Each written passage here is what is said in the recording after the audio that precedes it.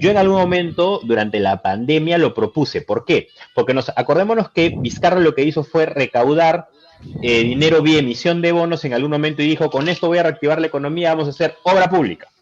¿No? ¿Cuál es el problema de la obra pública? Que la obra pública muchas veces tiene la dificultad de que si no funciona o que si simplemente, no sé, ya, imaginémonos que llegas a ejecutarla, no va a encontrar los grados de permanencia que tú esperas, ¿no?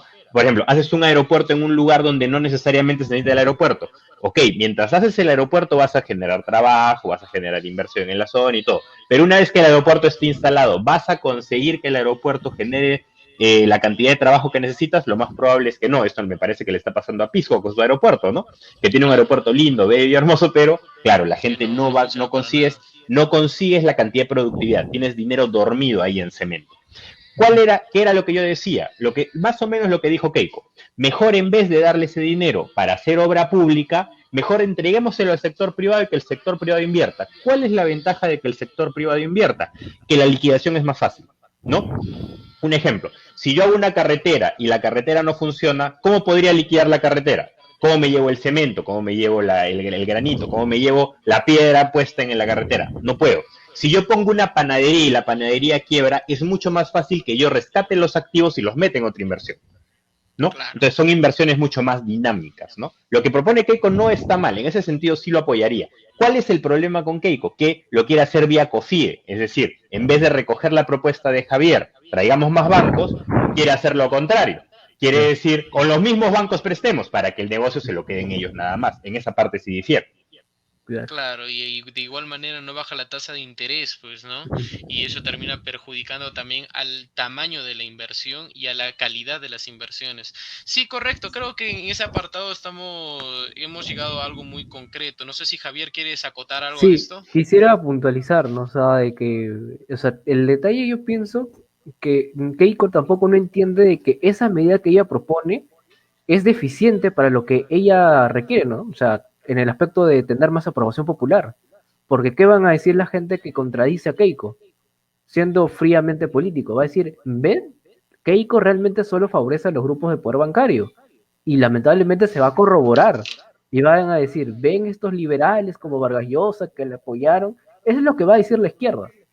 Tenemos que ya pensar que eso es lo que tengo. Yo siempre me gusta prevenir los golpes de la izquierda, ¿no? Soy un poquito bueno porque sé que como son tan repetitivos como un cassette, te dice grupos de presión de poder, que en realidad, como bien lo ha desmistificado David Maco, es mentira porque hay 13 bancos, solo que no están consolidados, eso sería otro problema, que las exportaciones mayormente le domina un grupo de familias, eso es falso, solamente que lo que se requiere más que todo es una mejor apertura y sobre todo perfeccionar el ingreso de nuevos competidores, sean nacionales o internacionales. Entonces, ese es el punto clave que nosotros tenemos, como dicen, la verdad, pero tenemos que saber cómo difundir el evangelio, ¿no? Ese es el rol, ese es el liberal, ¿no? O sea, cómo poder Es la, Con nuestra ese, Biblia. claro, no me refiero en algo metafórico, ¿no? Para que obviamente soltarnos un poco, pero en verdad es cierto, nos necesitamos saber ese gusto, ¿no? Yo pienso que una de las alternativas de comunicación, que quisiera la opinión de David Maco, es vincular el sector bancario con los clubes deportivos, ¿no? O sea, para explicar a la gente, ¿no? Mira, por ejemplo, tú tienes a U y la Alianza, ¿no? Y imagínate que el banco A sea la U y el banco B sea Alianza, ¿no? Ambos tú sabes que se odian, se detestan, pero uno necesita del otro para poder seguir compitiendo y seguir teniendo mayor ventaja, ¿no? Entonces es una de las maneras de comunicación política que yo podría optar para explicarles banca. Por ejemplo, si yo quisiera explicar formalización, yo propondría más que todo el ejemplo del futbolista que va a debutar, ¿no?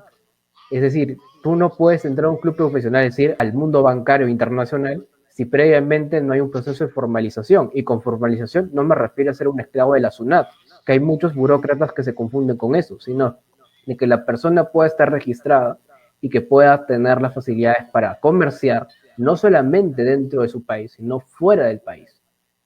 Entonces, esos son los dos puntos claves, ¿no? Porque ¿qué me sirve un jugador de 17 años que juega muy bien como Messi, si a la larga Messi no puede salir de Argentina, ¿no?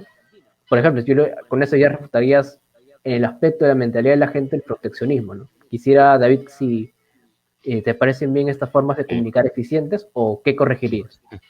Mira que qué gracioso que mientras estábamos hablando del tema de banca se me ocurrió el ejemplo de Alianza y la U, pero no lo dije porque no lo terminé de desarrollar en mi cabeza. Pero sí, totalmente de acuerdo. Es que el tema es, y hay un punto mucho más claro que no lo voy a dejar escapar porque se me está hilando. Este, la U y Alianza con todas las deudas que tienen no quiebran. Precisamente porque la gente no va a dejar que quiebren, ¿no? Es lo mismo con un banco, es exactamente lo mismo, solo que hay que explicárselos así, como tú dices, con ejemplos en simple, que no los haga ajenos, ¿no? Con ejemplos del día a día, porque la economía, las finanzas, son cosas del día a día, que tú las ves en la interacción con tus pares y con tus compañeros y con tus amigos y con tu familia durante el transcurso del día. Entonces puedes sacar ejemplos tranquilamente de la realidad, lo que pasa es que a veces cuesta un poco hacer el ejercicio, ¿no? Pero sí, totalmente de acuerdo contigo, hay que hacer ejercicio, tenemos que tener una suerte de narrativa liberal que sea fácilmente entendible para gente. Eso es lo que nos falta, narrativa liberal, que sí tienen los socialistas y los izquierdistas, ¿no? Narrativa de izquierdas. La narrativa de izquierdas, tú la ves casi todos los días cuando te dicen lo que hizo Castillo, la polarización, ¿no? Hay gente rica, hay gente pobre, entonces los ricos son los malos, los pobres son los buenos, hay que hacer que esto se redistribuya, ¿no? Esa es su narrativa. A nosotros nos falta una narrativa, no, oye, los ricos y los pobres tienen que convivir. Aquí el problema son los burócratas y los ciudadanos. Hay que hacerle el enfrentamiento entre el burócrata que te limita para que tú seas rico y el ciudadano que vive enfrentándose no con su par rico, más bien el rico lo ayuda a él. Se vive enfrentando con un burócrata que le pone trabas, le pone regulaciones, le pone dificultades y que por supuesto no las entiende. Ahí está la dificultad. Nos hemos vivido enfrentando a las personas entre clases sociales cuando en realidad tienes que enfrentarlas y tienes que hacerle notar que el problema es el burócrata de turno o el gobernante de turno, que muchas veces le va a romper las piernas para hacerle creer posteriormente que necesita un par de muletas y que él se las va a dar. Ese es el principal problema. Ahora, con lo que hablaste ya sobre la U y Alianza, también ya para cerrar el tema, me parecería importante que esos ejemplos también los extrapolemos para situaciones más del día a día, más típicas, ¿no? Que la gente de repente no las va a ver tanto en un primer momento, por ejemplo, con la inversión, con el gasto. Un ejemplo claro, por ejemplo, decían, oye, es bien fácil lo que está proponiendo Carranza, porque esto de dar 10.000 soles a cada persona que tenga un muerto por COVID es muy fácil, eso representa el 1%. ¿Sabes cuánto es el 1% de la inversión? ¿Sabes cuánto de déficit ya tenemos y desde cuánto lo arrastramos? Por ejemplo, es como que yo diga, oye, yo gano 10.000 soles, pero estoy gastando 12.000 soles hace 2 años. Y encima mi hijo me está pidiendo 200 soles más. 200 soles es poco, pero ya vengo con un déficit arrastrado. ¿Sabes cuánto me va a costar refinanciar eso para pagarle el gusto de los 200 soles a mi hijo? Aunque 200 soles sea bajo, realmente va a terminar siendo perjudicial para mis finanzas. Y más aún para las finanzas de un Estado que acaba de salir de una etapa de pandemia, ¿no? Exactamente. Ahí quiero que de una vez entremos al último punto, que es propiedad, desarrollo y su relación con el Estado, pero también tocando, o sea, lo último que tocaste, David, que es el déficit fiscal, como última pregunta. ¿Cuál es la intervención del déficit fiscal que hemos tenido en el año 2020 y sus repercusiones en el 2021, tanto si ganara Keiko Fujimori, con todos los bonos que quiere dar, con todos los proyectos que representan un enorme gasto que el gobierno ya no puede sostener, ya que, digamos, hemos cerrado con una aproximación del menos 13.4% de fiscal el anterior año? Entonces, ¿cuáles son las perspectivas que nos espera, tanto si entra uno o si entrara el otro, con lo que han propuesto ya en relación a nuestro Producto Bruto Interno y el déficit fiscal que vamos arrastrando? A ver, lo que nuestra normativa interna sugiere, y no solo sugiere, sino que más bien obliga, es tener finanzas sanas, que no caigamos en déficit fiscal. Nosotros hemos venido incumpliendo eso repetidamente dentro de los últimos 8 años, más o menos. Eso es malo, porque ¿qué quiere decir en simple para la gente? Para ponerlo en términos simples, como Javier recomienda. Estás gastando más de lo que te ingresa.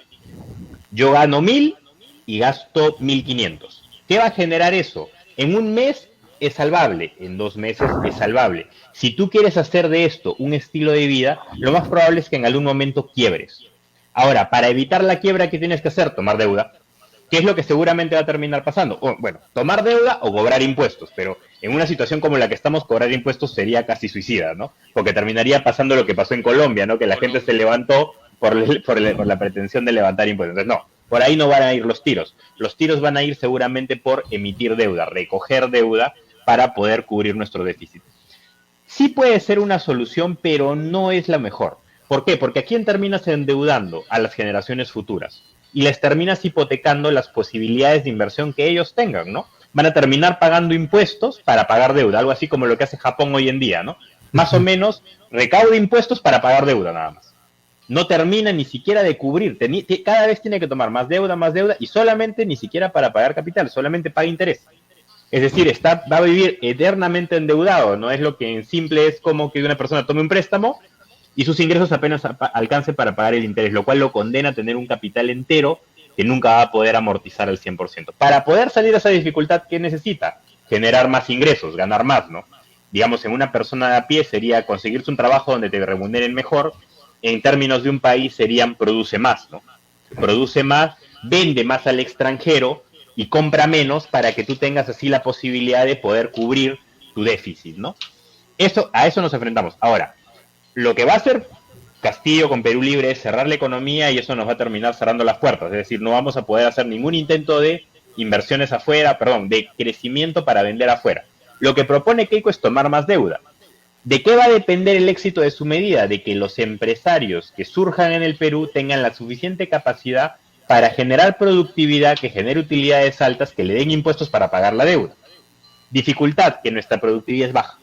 Tenemos una de las peores productividades de Latinoamérica, es decir, nuestros trabajadores dan una productividad muy chiquita, ¿no? Producen apenas lo justo. Para aumentar su productividad hay que quitarles impuestos, hay que quitarle carga laboral, hay que quitarle sobre todo regulaciones innecesarias. Por ejemplo, un taxista. Un taxista termina pagando mucho más al Estado por permisos que ingresos propios. Eso hay que quitárselo. Entre menos permisos tenga, entre menos pagos por estructuras ineficientes tenga, van a quedar más dinero en su bolsillo, ese dinero podrá ser pagado en impuestos o pagado a privados que luego paguen impuestos y eso va a generar el suficiente colchón para pagar la deuda que hoy tenemos, ¿no? Y por supuesto para ya no tener deuda, tener un superávit de caja, que es lo que se tuvo en algún momento con Alan. No por un logro de Alan, sino por una situación coyuntural, pero esa es la idea.